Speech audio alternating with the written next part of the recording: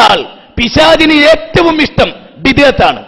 ഒരു തിന്മ ഒരാൾ വ്യഭിചരിക്കുന്നതിനേക്കാൾ, ഒരാൾ മദ്യപിക്കുന്നതിനേക്കാൾ, ഒരാൾ പലിശ കൊടുക്കുന്നതിനേക്കാൾ, ഒരാൾ ഈ നിലക്ക് അധർമ്മം പ്രവർത്തിക്കുന്നതിനേക്കാൾ, അളവിലും ദുഃഖത്തിലും കൃത്രിമം പ്രവർത്തിക്കുന്നതിനേക്കാൾ പിശാചിന് ഏറ്റവും ഇഷ്ടം നമസ്കാരത്തിന് ശേഷമുള്ള കൂട്ടപ്രാർത്ഥനയാകുന്ന ബിദ്അത്ത്, സുബഹിക്ക് ശേഷമുള്ള കുനൂത്താകുന്ന ബിദ്അത്ത്.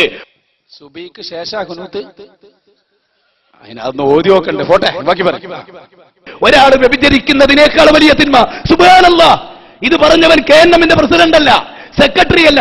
സമൂഹമേ, നിങ്ങൾക്ക് എന്തുകൊണ്ട് മനസ്സിലാകുന്നില്ല എന്നാണ് എനിക്ക് തോന്നുന്നത്. എന്തുകൊണ്ട് നിങ്ങൾക്കിത് മനസ്സിലാകുന്നില്ല? ഒരാൾ വ്യഭിചരിക്കുന്നത് കണ്ടാൽ മറുഭാഗത്തൊരാൾ നമസ്കാരാനന്തര കൂട്ടുപ്രാർത്ഥന നടത്തുന്നത് കണ്ടാൽ അതിലേറെ സന്ദേശിക്കേതാണ് ഈ പണിയാണ്. അപ്പൊ ഒരു മൗലവി പള്ളിയിൽ വന്നപ്പോ ഒരു മുത്താലിം അറിയാതെ അവിടെ കയറിയിട്ട് രണ്ടാളും കൂടി കൂട്ടുപ്രാർത്ഥന നടത്തുന്നുണ്ട്. വേറൊരു മൗലവി, ഒരു പെണ്ണു ഞാൻ പറയുന്നില്ല, അപ്പൊ രണ്ടും കൂടി കണ്ടപ്പോ ബാലുശ്ശേരി വന്നു. അപ്പൊ പറഞ്ഞു, കുഴപ്പമൊന്നുമില്ല, വ്യഭിചാരം ഓക്കെയാണ്, പക്ഷെ ഈ കുനൂത്തും കൂട്ടുപ്രാർത്ഥനയും ഇവിടെ പറ്റില്ല കേട്ടോ എന്ന് പറഞ്ഞാൽ സഹോദരന്മാരെ അതല്ല. അപ്പൊ ഞാൻ സുഹൃത്തിനോട് ചോദിക്കട്ടെ, മറച്ചു വെക്കുന്നത് മുജാഹിദ് പ്രസ്ഥാനങ്ങൾ അതിന്റെ ആളാണെന്നല്ല ഞാൻ പറഞ്ഞത്. പക്ഷേ നിങ്ങൾ നോക്ക്, ഞാൻ വ്യക്തമായി പറയാണ്, ഇത്ര കൃത്യമായിട്ട് റസൂലുള്ള വഫാത്ത് വരെ കുനൂത്ത് ഓതി എന്നുള്ള ഹദീസ് ഉണ്ടായിട്ട് എന്തിനാ നിങ്ങളിപ്പോ അത് മറച്ചു വെക്കണം? അതാണ് ഓതിക്കൂടെ എന്ന് ഞങ്ങൾ ചോദിക്കുകയാണ്.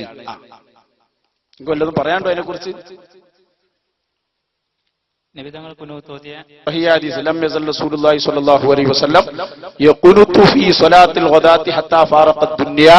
ഇമാം ബൈഹഖി ഉദ്ധരിച്ചു, സ്വഹീഹാണെന്ന് ഇമാം നബവി ശറഹുൽ മുഅദ്ദബിൽ രേഖപ്പെടുത്തി.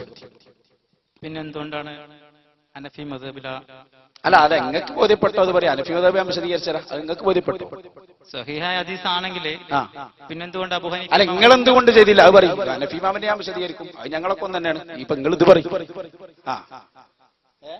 അതെ, ഇപ്പൊ നിങ്ങൾക്ക് നാളെ മുതൽ കുനൂത്ത് ഓതാനായോ പറയും. നബിന്റെ ഹദീസ് കണ്ടാൽ നിങ്ങൾ സ്വീകരിക്കുന്നതാണ്. പിന്നെ ഹനഫി ഇമാം പറഞ്ഞപ്പോ നിങ്ങൾ നോക്കണ്ടല്ലോ, അത് ഞാൻ വിശദീകരിച്ചോളാം. നിങ്ങൾക്ക് ഇപ്പൊ അത് ബോധ്യപ്പെട്ടോ ഇല്ലേ? കുനൂത്ത് ഓതാൻ നാളെ റെഡിയാണോ എന്ന് പറഞ്ഞു. നബിതങ്ങൾ കുനൂത്ത് ഓതിയിട്ടില്ല എന്ന് പറഞ്ഞിട്ട് ഹദീസുകൾ വന്നിട്ട് അത് എവിടെയുള്ളതെന്ന് വായിക്കി. എവിടെ ഉള്ളതെന്ന് ഇപ്പൊ വായിക്കാൻ കഴിയില്ല. എന്നാ ഓതി എന്നുള്ള ഹദീസ് ഇപ്പൊ ഞങ്ങൾക്ക് വായിച്ചു തന്നല്ലോ. ലം യസൽ റസൂലുള്ളാഹി സ്വല്ലല്ലാഹു അലൈഹി വസല്ലം യഖുനുതു ഹത്താ ഫാറഖ ദുനിയ. ദുനിയാവിന് വിട പറയോളം ഹബീബായ റസൂലുള്ളാഹി കുനൂത്ത് ഓതി. നിങ്ങൾക്ക് എന്ത് പറയാണ്ട്? ഒരു വിഷയത്തിൽ തന്നെ പല വിധത്തിലുള്ള ഹദീസുകൾ വന്നിട്ടുണ്ടാകുമ്പോ അപ്പൊ എന്ത് ചെയ്യും? അതാണ് ഞാൻ നേരത്തെ പറഞ്ഞ മുജ്തഹിദാവണം. ഇപ്പൊ മനസ്സിലാണ്ട് നിങ്ങൾക്ക് എന്തുകൊണ്ടാണ് മദ്ഹബ്? പല വിഷയത്തിലുള്ള ഹദീസ് വരുമ്പോ അത് സ്വീകരിക്കാനും അത് പറയാനൊക്കെ ആലിമീങ്ങൾ വേണം. ഞങ്ങൾ ഈ പറയുന്നത് ഇപ്പൊ ഞങ്ങളോട് പറയട്ടെ, ഇപ്പൊ ഈ ഹദീസ് നിങ്ങൾക്ക് ബോധ്യപ്പെട്ടില്ലേ? ഏത്? കുനൂത്ത് നബി തങ്ങൾ മരണം വരെ ഓതി. അത് ബൈഹഖി ഉദ്ധരിച്ചതാണ്, സ്വഹീഹാണ്. ഇമാം നബവി ശറഹുൽ മുഅദ്ദബിൽ പറഞ്ഞിട്ടുണ്ട്. അതിൽ റെഡിയാണ്. നിങ്ങൾ നാളെ മുതൽ റെഡിയാണോ കുനൂത്ത് ഓതാൻ? ഒന്ന് പറ.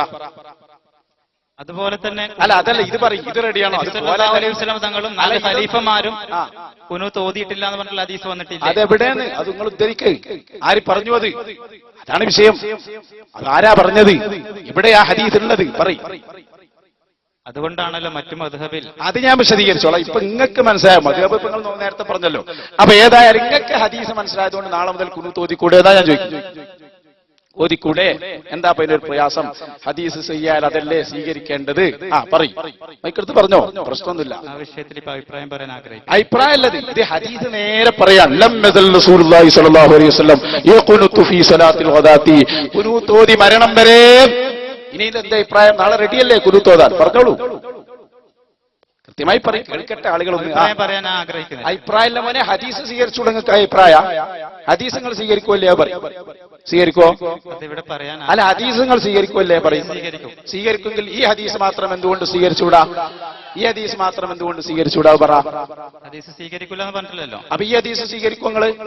എല്ലാ ഹദീസും സ്വീകരിക്കും. അപ്പൊ കുനൂത്ത് ഓതാൻ നാളെ റെഡിയല്ലേ? നിങ്ങൾ പറയണില്ലല്ലോ. അതാണ്, അവിടെയാണ് പ്രശ്നം. അപ്പൊ നിങ്ങൾക്ക് മനസ്സിലായില്ല ആരാ അപ്പൊ ഹദീസ് മറച്ചു വെച്ചത്? നമ്മളാണോ? അല്ല. ഇനി ഞാൻ പറയട്ടെ, ഞാൻ പറഞ്ഞത് ഇനി കേട്ടോ. ഇനിയാണ് നിങ്ങൾ ഹനഫി ഇമാമും ഷാഫി ഇമാമും ഒക്കെ ഒരു വൃക്ഷത്തിന്റെ വിവിധ കൊമ്പുകളാണ്. എല്ലാം ഇസ്ലാം എന്ന വൃക്ഷത്തിന്റെ 4 ഭാഗങ്ങളാണ്. ഒരു സംശയത്തിന് വേണ്ട. അതെന്താ സംഭവം എന്നറിയോ? ഒരു ഹദീസിനെ ഗവേഷണ പടുക്കളായ പണ്ഡിതന്മാർക്ക് പല രൂപത്തിൽ അതിനെ വീക്ഷണം നടത്താം. രണ്ടും ശരിയാണ്. അത് കണ്ടിട്ട് വഹാബി അതിനെ വിശദീകരിച്ചാൽ അത് തെറ്റാണ്, അത് അബദ്ധമാണ്. അത് ഞങ്ങൾ ഗണ്ണിക്കും. നിങ്ങൾക്കറിയോ, ഹബീബായ മുഹമ്മദുർ റസൂലുള്ളാഹി സല്ലല്ലാഹു അലൈഹി വസല്ലം കുറെ ശരിക്ക് കേട്ടോളൂ. ഇത് 4 വെറുതെ ആയതൊന്നല്ല. 4 എന്ന് പറഞ്ഞാൽ വളരെ കുറഞ്ഞ വിഷയങ്ങളിൽ 4, അധിക വിഷയത്തിൽ 1, വളരെ കുറഞ്ഞ വിഷയത്തിൽ 2, വളരെ കുറഞ്ഞ വിഷയത്തിൽ 3, വളരെ വളരെ വളരെ കുറഞ്ഞ വിഷയത്തിൽ 4. അത് നിങ്ങൾ മനസ്സിലാക്കണം കേട്ടോ. ഒരു സംഭവങ്ങൾ മനസ്സിലാക്കി വെച്ചോ. ഹബീബായ റസൂലുള്ളാഹി സ്വല്ലല്ലാഹു അലൈഹി വസല്ലം തങ്ങൾ പോവാൻ കുറെ സ്വഹാബത്തിനെ പറഞ്ഞേക്കാൻ ബനൂ ഖുറൈള എന്ന ഗോത്രക്കാരുടെ സമീപത്തേക്ക്. അപ്പൊ പറഞ്ഞു, ബനൂ ഖുറൈള ഗോത്രക്കാരുടെ അടുത്തെത്തിയിട്ട് നിങ്ങൾ ളുഹ്ർ നിസ്കരിക്കാൻ പാടുള്ളൂ എന്ന് ആര് പഠിപ്പിച്ചു? ഹബീബായ റസൂലുള്ളാഹി. അപ്പൊ എന്താ ഹദീസ്? ബനൂ ഖുറൈളയിലെത്താതെ ളുഹ്ർ നിസ്കരിക്കരുത്. സ്വഹീഹ് മുസ്ലിമിന്റെ ഹദീസാണ്.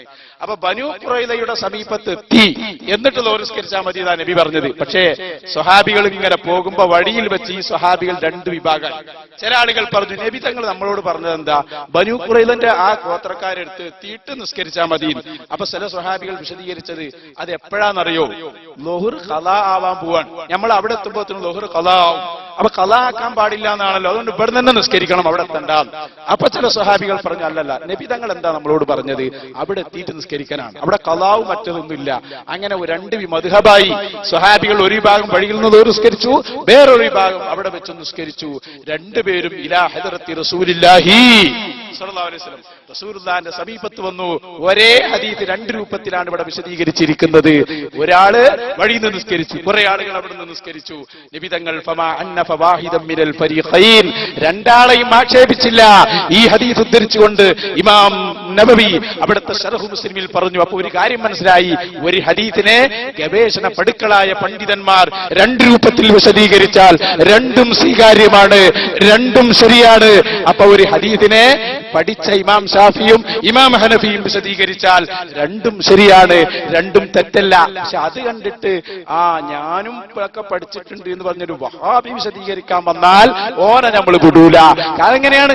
മെഡിക്കൽ കോളേജിൽ ഒരു ഡോക്ടർ ഓപ്പറേഷൻ ചെയ്യുന്നത് കണ്ടിട്ട് ഒരു വയലിൽ പണിയെടുക്കുന്ന ചങ്ങാതി എന്റെ കയ്യിൽ കത്തിയുണ്ട്, ആർക്കാടോ വയറുവേദന, ഞാൻ ഓപ്പറേഷൻ ചെയ്യാന്ന് പറഞ്ഞാൽ അവനെ പിടിച്ച് അറസ്റ്റ് ചെയ്യണം. അഥവാ ശരിയായാലും അറസ്റ്റ് ചെയ്യണം. കാരണം അവൻ എടുത്ത പണി അവകാശമില്ലാത്ത പണിയാണ് എന്നതുപോലെ ഷാഫി ഇമാമും ഹനഫി ഇമാമും ഹദീസിൽ ഗവേഷണം ചെയ്യുന്നത് കണ്ടിട്ട് നിങ്ങൾ ആ പണിക്ക് പോണ്ട.